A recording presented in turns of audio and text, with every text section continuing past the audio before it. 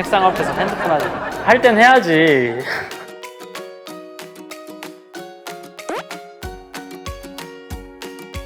안녕하세요. 저는 이번에 2024년 임용시험에 초수로 서울 지역에 응시를 해서 합격을 하게 된 이라고 합니다. 많은 분들이 제 점수를 궁금해 하실 것 같은데, 제 점수는 1차 시험 때 70점을 받았고 2차 시험 때 97.34점을 받아서 합격을 하게 되었습니다.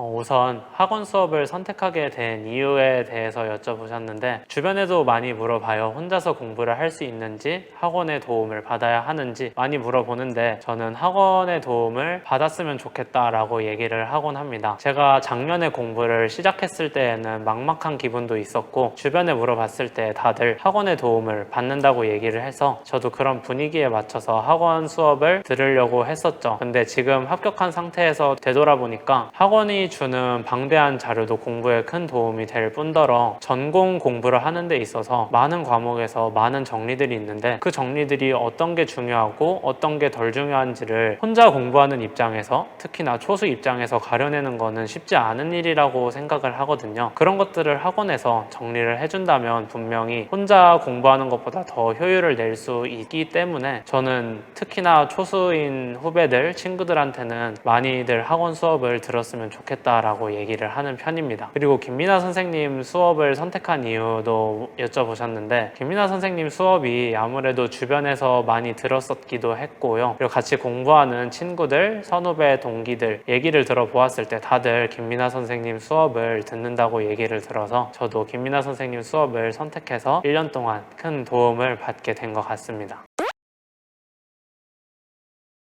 이제 다음으로 수교론 그리고 교육학에 대한 공부를 묶어서 간단하게 말씀드리도록 하겠습니다. 우선 저는 수교론 공부도 김민아 선생님 커리큘럼을 1월부터 시험을 볼 때까지 쭉 따라갔고요. 그래서 1월부터 4월까지의 공부는 저는 수학교육학이든 교육학이든 암기 과목이기 때문에 단권화의 시기라고 생각을 합니다. 수학교육론이나 교육학의 경우 제가 수학이랑은 다르게 학부 때 공부를 열심히 하지 않아가지고 아무런 베이스가 없는 상태에서 공부를 시작을 했는데요. 그래도 상관이 없었던 것 같아요. 김민아 선생님의 자료를 통해서 강의를 들으면서 선생님이 수업 중에 밑줄 친 자료들, 달달달 외우라고 한 자료들을 그대로 내가 간단한 조그만한 노트에 옮겨 적음으로써 단권화를 진행하시면 될 것 같아요. 단권화의 과정이 옮겨 적는 과정이고, 그리고 그날 배웠던 내용을 꼼꼼하게 복습해야 되는 내용이기 때문에 제가 앞에서 말씀드렸던 것처럼 1월부터 4월은 수학보다는 수학교육학이랑 교육학의 공부 비중을 조금 더 둬야 된다고 얘기했었던 이유가 이런 점 때문이라고 생각하시면 될 것 같아요. 그래서 단권화를 철저하게 해놓고 나면은 앞으로 5월부터의 공부는 수학에 조금 더 비중을 둘 수 있게끔 밑바탕을 단단하게 잡아놓는 시기라고 생각을 하시면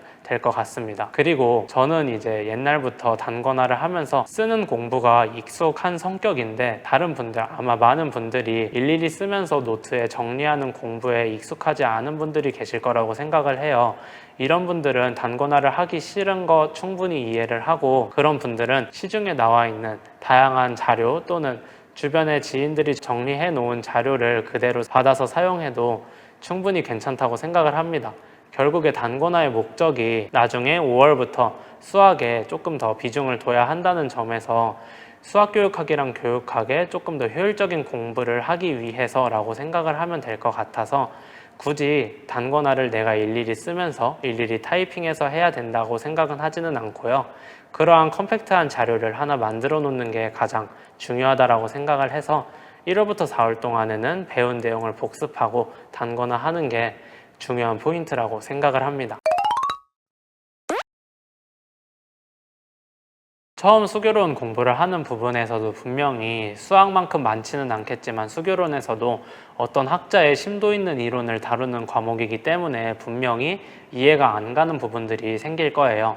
그런 부분들은 어쨌든 수학에서는 이해가 안 가는 부분들을 꼼꼼하게 짚고 넘어가야 한다고 생각을 하지만, 수학교육학은 기본적으로 암기 과목이기 때문에 우선 그러한 이론이 이해가 안 되는 부분들이 생긴다. 그러면 복습을 하면서 그 부분들을 이해하기 위해서 너무 많은 시간을 할애하는 것보다는 우선은 그 문장 그대로를 암기하고 나중에 제가 말씀드릴 거지만 5월부터 11월의 공부에 암기 과목의 특성상 많은 회독을 하게 될 거예요. 그 회독의 과정에서 이해되는 부분, 깨닫는 부분이 분명히 생길 거기 때문에 반복을 통해서 그런 이해도를 점점점 높여나가는 공부를 한다고 생각하시면 될 것 같아요. 그래서 공부를 하다가 모르는 부분이 생긴다 하면은 너무 그 이론에 대해서 이해하려고 시간을 보내는 것보다는 우선은 넘어가고 회독을 하면서 나중에 깨닫는 방법을 추천드리고 싶습니다. 이제 5월부터 11월까지의 수학교육학과 교육학의 공부 방법에 대해서 말씀드리도록 하겠습니다. 지난 4개월 동안 만든 단권화 노트를 활용해서 끝없이 암기를 하고 암기 인출을 하는 것을 연습을 해야 하는 것을 반복해야 한다고 생각을 해요. 그리고 그 와중에 당연히 기본적인 커리큘럼도 따라가야 하기 때문에 모의고사 문제도 해결을 하고 다양한 문제들도 해결을 할 텐데요. 이 과정에서 내가 어떤 부분에서 인출이 어렵고 어떤 부분에서 암기가 어려운지를 끝없이 깨닫고 그 부분들을 보완하면서 11월에 있는 실제 시험에서 보다 완벽한 인출을 할 수 있도록 노력을 해야 하는 시기라고 생각을 합니다.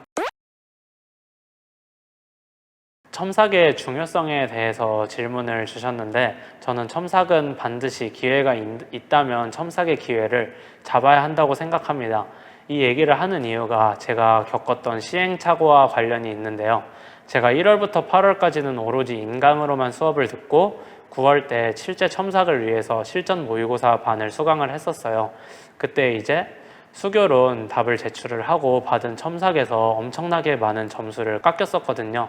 그 이유가 제가 키워드도 정확하게 포함을 하지 않고 선생님이 밑줄을 쳐주면서 달달달달 외우라고 했었던 문장을 제가 그냥 뜻만 통하게 임의로 변형해서 외웠기 때문에 점수를 많이 깎이게 되었는데 첨삭을 하게 됨으로써 이러한 문제점을 제가 깨달을 수 있었고 뒤늦게 9월에서라도 이런 암기를 수정해서 실제 시험에서 좋은 성적을 받았기 때문에 내가 지금까지 공부했었던 게 올바르게 적용을 하고 있었던 거고 내가 지금까지 공부했었던 방법이 옳았구나 아니면 틀린 방법이 있으면 수정해야겠구나를 깨달을 수 있기 때문에 첨삭은 기회가 된다면 반드시 받아야 한다고 생각을 합니다.